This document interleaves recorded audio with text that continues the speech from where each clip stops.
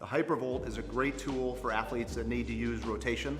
So think of golf, tennis, baseball. Every sport requires some rotation, but those sports are very much, it's called transverse plane. It's all rotational movements.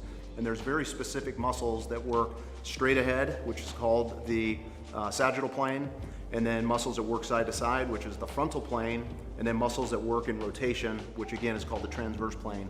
So we're gonna go ahead and use the Hypervolt on a couple of those key muscles. So we're gonna do the muscle on the inside of the thigh, which is called the adductor muscle group.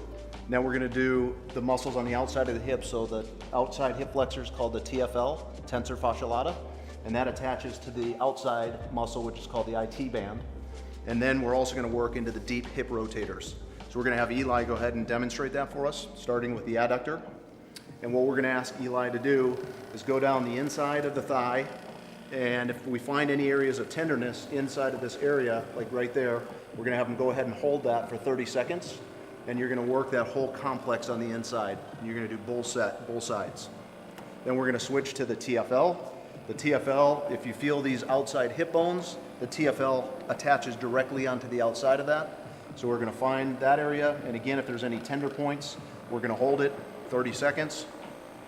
Now we're gonna ask Eli to go down the IT band, which is on the outside here, and we're gonna find the areas of the most tenderness, and we wanna stay, that would be the top of the IT band. Right here is gonna be on the side, and then you can go on the back side of it as well. So just find the areas that feel the tightest, and then that's where you wanna focus.